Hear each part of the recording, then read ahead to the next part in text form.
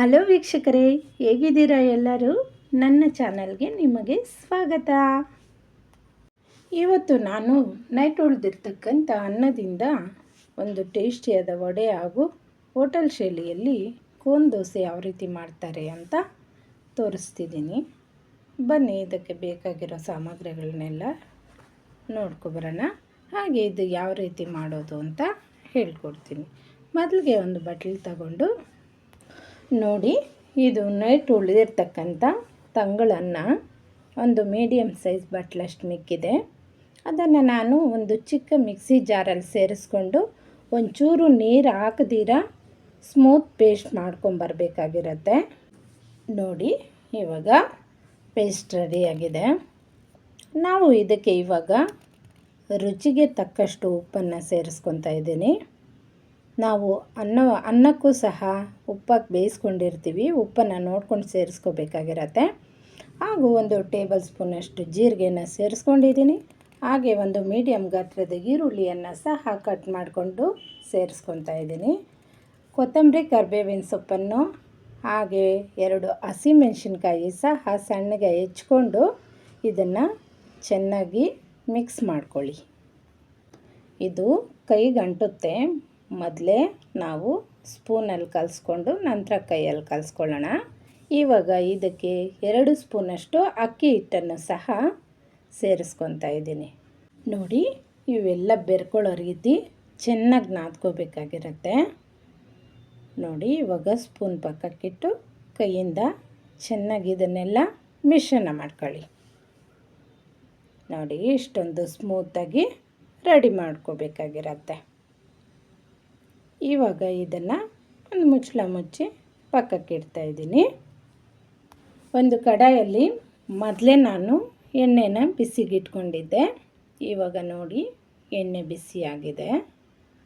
ನಾವು ವಡೆಗೆ ಮೊದಲೇ ರೆಡಿ ಮಾಡಿ ಇಟ್ಕೊಂಡಿದ್ರಲ್ಲ, ಆ ಮಿಶ್ರಣನ ತಗೊತಾ ಇದ್ದೀನಿ. ಮೊದಲು ನಾವು ಸ್ವಲ್ಪ ನೀರನ್ನು ತಗೊಂಡು ಕೈ ತೇವ ಮಾಡ್ಕೋಬೇಕಾಗಿರತ್ತೆ, ಇಲ್ಲ ಅಂದರೆ ಕೈಗೆ ಅಂಟೋ ಚಾನ್ಸಸ್ ಇರುತ್ತೆ. ನೋಡಿ, ಈ ರೀತಿ ಸ್ವಲ್ಪ ನೀರನ್ನು ತಗೊಂಡು ಕೈ ತೇವ ಮಾಡಿಕೊಂಡು ಇವಾಗ ಒಂದು ನಿಂಬೆ ಹಣ್ಣಷ್ಟು ಗಾತ್ರದ ಉಂಡೆನ ತಗೊಂಡಿದ್ದೀನಿ. ಇದನ್ನು ಈ ರೀತಿ ರೌಂಡ್ ಶೇಪಲ್ಲಿ ತಟ್ಕೊಂಡು ಸೆಂಟ್ರಲ್ಲಿ ಒಂದು ಹೋಲನ್ನು ಇಟ್ಕೊಂಡು ಕಾದಿರ್ತಕ್ಕಂಥ ಎಣ್ಣೆಯಲ್ಲಿ ಇದನ್ನು ಫ್ರೈ ಮಾಡ್ಕೋಬೇಕು. ನೋಡಿ, ಈ ರೀತಿ ನೋಡ್ತಾ ಇದ್ದೀರಲ್ಲ, ಎಷ್ಟು ಚೆನ್ನಾಗಿ ಬಂದಿದೆ ವಡೆ. ಎಣ್ಣೆಯಲ್ಲಿ ಬಿಡುವಾಗ ಹುಷಾರಾಗಿ ಬಿಡಿ, ಇಲ್ಲಾಂದರೆ ಕೈ ಸುಡುತ್ತೆ. ಈ ರೀತಿ ಒಂದೊಂದಾಗಿ ಮಾಡಿಕೊಂಡು ನಾವು ಫ್ರೈ ಮಾಡ್ಕೋಬೇಕಾಗಿರತ್ತೆ. ನೋಡಿ, ಇನ್ನೊಂದು ಯಾವ ರೀತಿ ಮಾಡೋದು ಅಂತ ನೋಡ್ಕೊಬರೋಣ. ಈ ರೀತಿ ತೇವ ಮಾಡಿಕೊಂಡು ರೌಂಡ್ ಶೇಪಲ್ಲಿ ಮಾಡಿಕೊಂಡು ಎಣ್ಣೆಯಲ್ಲಿ ಬಿಡಬೇಕಾಗತ್ತೆ. ತುಂಬ ಈಸಿ ಇರುತ್ತೆ.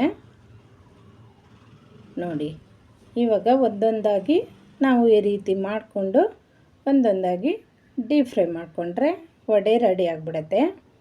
ಒಂದು 10 ನಿಮಿಷದಲ್ಲಿ ಈ ರೆಸಿಪಿ ರೆಡಿ ಆಗಿಬಿಡತ್ತೆ.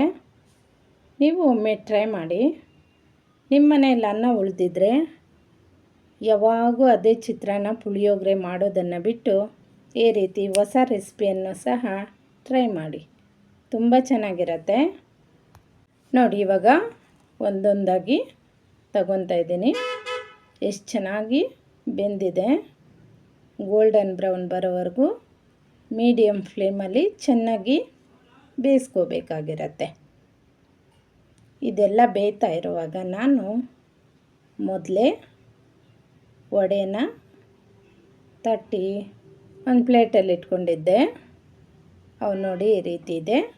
ಅದನ್ನು ಒಂದೊಂದಾಗಿ ಫ್ರೈ ಮಾಡ್ಕೊತಾ ಇದ್ದೀನಿ.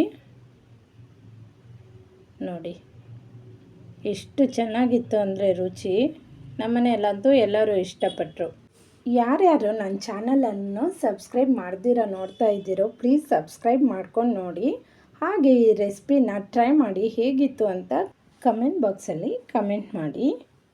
ನೋಡಿ, ಒಂದೊಂದಾಗಿ ಇದನ್ನು ಗೋಲ್ಡನ್ ಬ್ರೌನ್ ಬರೋವರೆಗೂ ಡೀಪ್ ಫ್ರೈ ಮಾಡ್ಕೋಬೇಕಾಗಿರತ್ತೆ. ನೋಡಿ, ಇವಾಗ ವಡೆ ಎಲ್ಲ ರೆಡಿಯಾಗಿದೆ.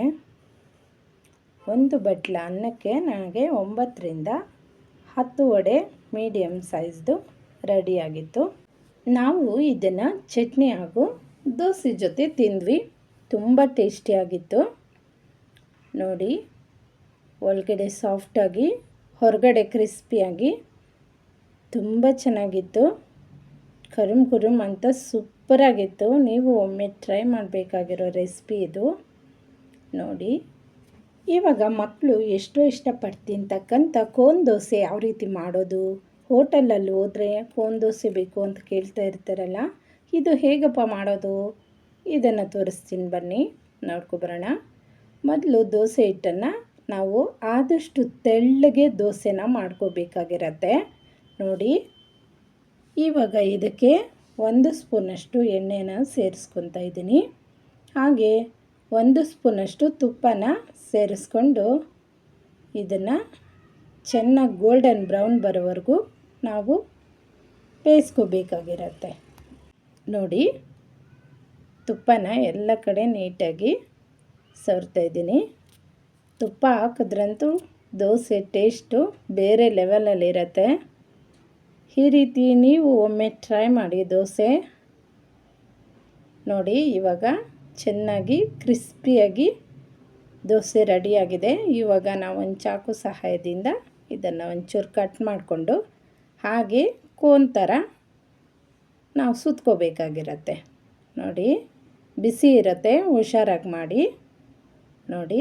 ಈ ರೀತಿ ಫೋಲ್ಡ್ ಮಾಡ್ಕೊತ ಬಂದರೆ ಕೋನ್ ರೆಡಿ ಆಗಿಬಿಡ್ತು ನೋಡಿ. ದೋಸೆ, ಕೋನ್ ದೋಸೆ ಎಷ್ಟೊಂದು ಈಸಿಯಾಗಿ ನಾವು ಮನೆಯಲ್ಲೇ ಮಾಡ್ಕೋಬೋದು. ಮಕ್ಕಳು ಕೇಳಿದಾಗ ಈ ರೀತಿ ಮಾಡಿಕೊಟ್ರೆ ಅವರು ಖುಷಿಯಿಂದ ತಿಂತಾರೆ. ಹೋಟ್ಲಲ್ಲಿ ಹೋದರೆ ಇದಕ್ಕೆ ನಾವು ತುಂಬ ಕಾಸ್ಟ್ ಕೊಡಬೇಕಾಗಿರತ್ತೆ. ಹಾಗೆ ಮನೆಯಲ್ಲಿ ಮಾಡ್ಕೊಂಡು ತಿಂದರೆ ಶುದ್ಧವಾಗಿಯೂ ಇರುತ್ತೆ ಹಾಗೂ ಟೇಸ್ಟಿಯಾಗಿಯೂ ಇರುತ್ತೆ. ಏನಂತೀರಾ ನೋಡಿ.